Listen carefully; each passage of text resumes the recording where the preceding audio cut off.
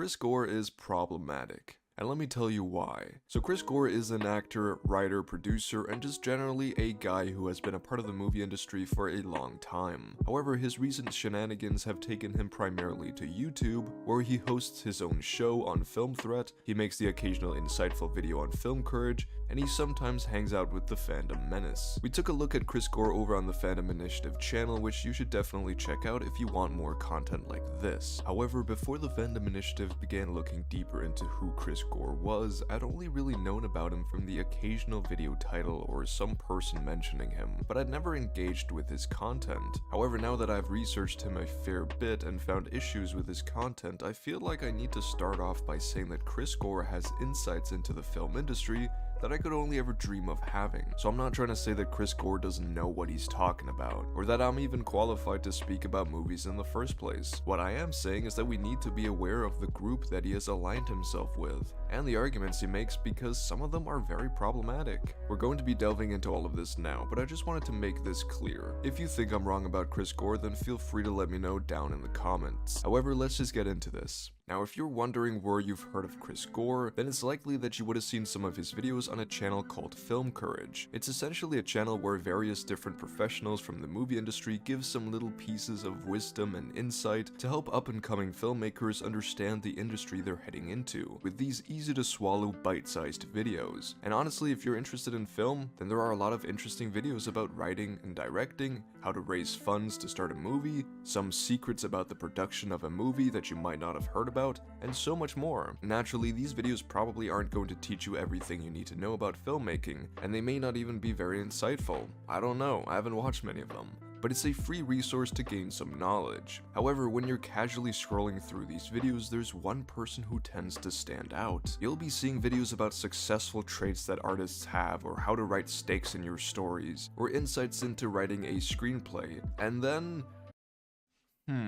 yeah, this one seems a little bit out of place. And although Chris Gore does have some harmless videos on here, like his Halloween video, he tends to always focus on negative aspects of Hollywood, and these video titles lack the same feeling of a professional offering insights into the business, and rather a person who's just angry with the current state of affairs. Here he makes a list of the worst movies of our time with the intriguing thumbnails saying, "Make it stop." He also has why writing has gotten so bad in the last 10 years, Hollywood needs to stop listening to the mob on social media, and my personal favorite, why 99% of movies today are garbage, which is a title that's so clearly a complete over-exaggeration that it just stands out on this channel of otherwise education-minded videos. Because I watched this video and first of all, it's incredibly vague, and the title is misleading. He's mainly referring to mainstream movies, and when he agrees with the statement that 99% of films today are garbage, he mentions Justice League and the Star Wars sequels, which to me doesn't really sound like 99% of modern mainstream movies.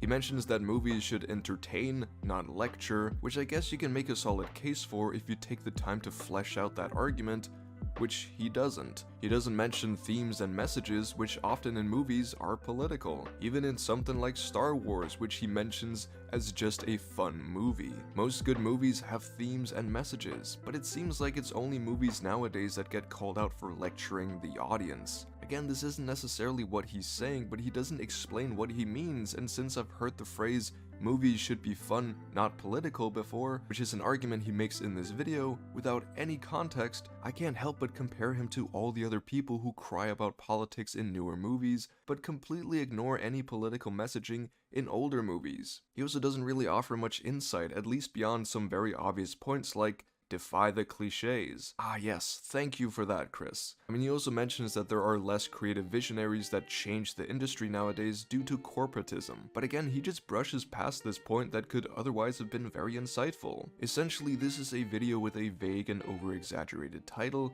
a title that isn't supported by evidence in the video, and overall the video just lacks a solid argument. The comments are also exactly what you'd expect. But listen, you're allowed to think that cinema isn't what it used to be, and that corporatism and political agendas have ruined many beloved franchises. I may not think there's much validity to most of the arguments I've seen for this, but you're allowed to have this opinion. And perhaps Chris Gore is the guy telling you this, because like I said, he's been in the movie industry for a long time. Perhaps his songs ring in your ears. However, However, I need to give you my reasons for thinking that Chris Gore is not a very positive influence, and why I think his videos are problematic. And I need to start by showing you this video that you may be familiar with if you follow the Fandom initiative, but it's a video called Gore Rant, Disney's Gay Brand. Yeah, let's just see a clip from it.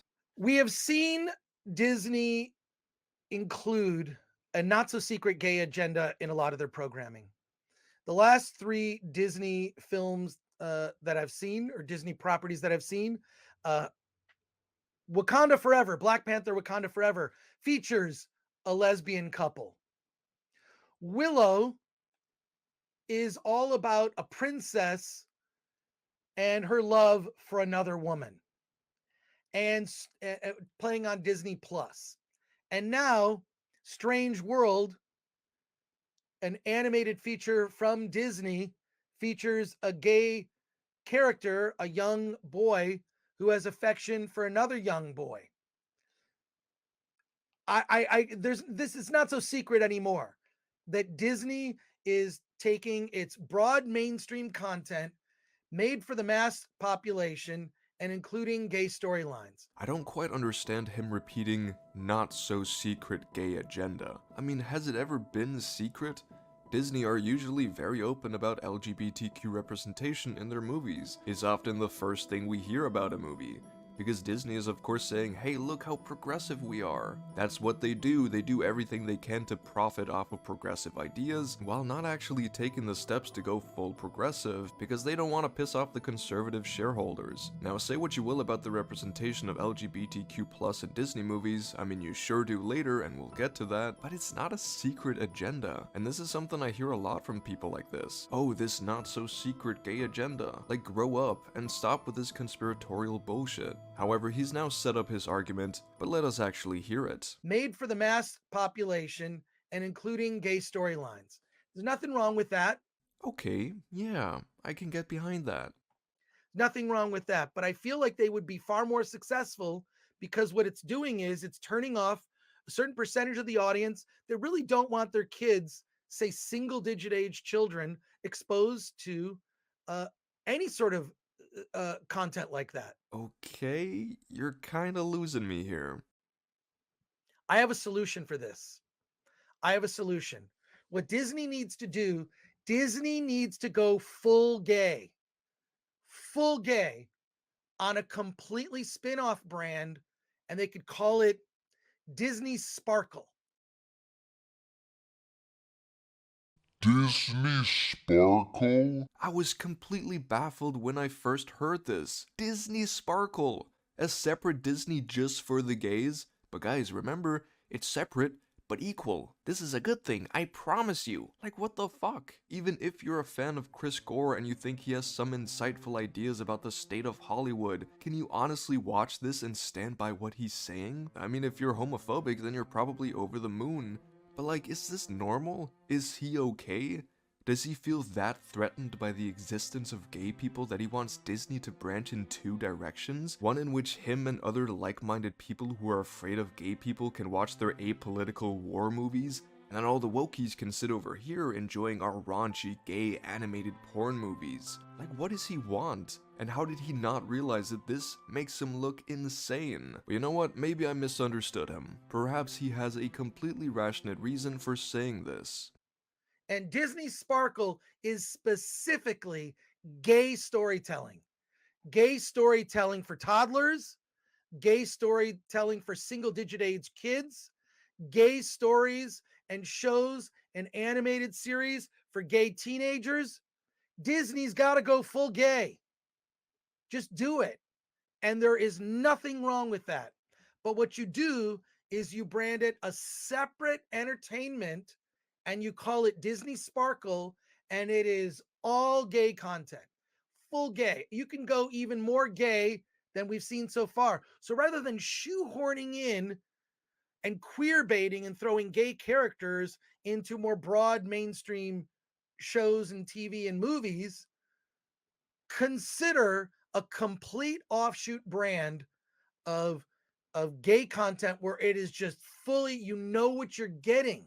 Yeah, he didn't. He just dug himself deeper into this hole, and it's worrying. Also, why does it need to be separated if there's nothing wrong with it? And there is nothing wrong with that. You say there's nothing wrong with depicting gay people in Disney movies, but still you don't want to watch it. You don't want others to watch it. Heck, you don't even want it near the entertainment that you consume. Do you see how that looks?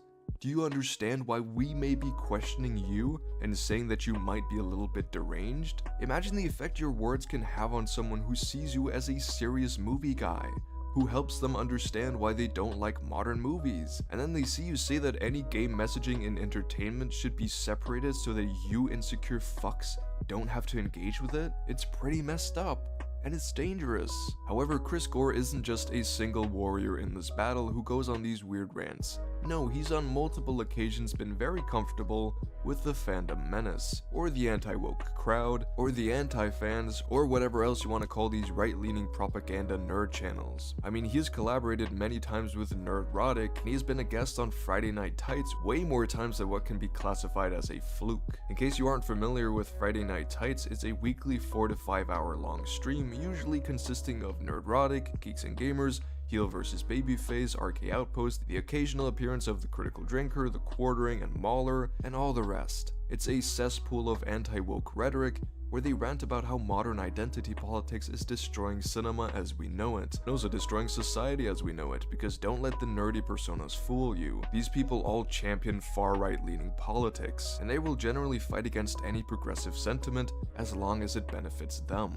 These are the types of people who take part in Friday Night Tights, and if you've watched any of my videos on these channels, then you'd know why I think they're so problematic. And so yeah, Chris Gore is a regular on this show, the same show that has positively platformed Alex Jones. Not a very good look to be associating yourself with people like this. And I think it's relevant to discuss the phrase guilty by association. This is an argument that I've heard a lot from fans of Mauler or Star Wars Theory or even the Critical Drinker. Essentially, I call out the fact that one of these channels is friends with the Fandom Menace, who are all hateful and bigoted, and who breed toxic fandoms, and by associating with these people, collaborating with them, and coming on their shows, people like Mauler, Star Wars Theory, and now Chris Gore are part of the problem too. And some people won't accept this as an argument because they don't think that you should be guilty of things your friends do and say. And yeah, sure, if my friend kills someone, and I had nothing to do with it and I couldn't have prevented it in any way, then I'm not guilty. However, if I'm friends with an extremely bigoted person who leads harassment campaigns towards people online, and who is generally just a very hateful person, then I think it says a lot about my character if I keep associating with these people and even take part in it too. So yeah, I absolutely think it's valid to call Chris Gore out for associating with the Fandom Menace. However, it isn't even just purely being friends with them. People like Chris Gore, Mauler, the Critical Drinker, they all take part in these shenanigans too, just with more of a veil, I guess. Like we saw earlier, Chris Gore isn't just some innocent movie guy who's just passionate about movies and occasionally goes on a show with other nerd channels. No, he has fucked up opinions too. Creating a separate Disney for gay people? That's not a sane thing to believe. As a supposed movie guy, he really failed to critique Strange World in any meaningful capacity. So yeah, Chris Gore is friends with the Fandom Menace, but he also aligns very closely to the ideas and rhetoric they spread. And while he isn't as bad as them yet, we should probably keep a close eye on him and make sure that Lil Movie Perp doesn't troll him too hard that he completely joins the dark side. I love you guys. I love you all. Lil Movie Perp says, is this where the salty fanboys hang out and complain about not being pandered to anymore? Are we salty fanboys? I don't know. I think there are channels that do that better than us. Yeah. Yeah, I mean, also, I don't care. Like, yeah, I don't know. I'm not exactly sure. However, moral of the story is, you can't claim to be guilty by association when you do the fucked up shit too. However, that was all I had for today. I don't think Chris Gore is a lost cause yet, but he's heading down a road that I think will make him a lot of money, but that will overall contribute to the movie industry and a lot of pop culture in general going downhill. I know that sounds like I'm just accusing him of what he's accusing Hollywood of doing, and perhaps I am, but while there definitely are things to criticize about Hollywood and corporatism's role in cinema, I think Chris Gore is going about this critique the wrong way, and he's aligning himself with some really problematic and hateful people. all. But if you enjoyed this video, then please do leave a like and subscribe to the channel. Also, thank you to our patrons, which includes our turf captain, Ben Joseph. Other than that, I hope you all have a wonderful day. Stay safe and peace out.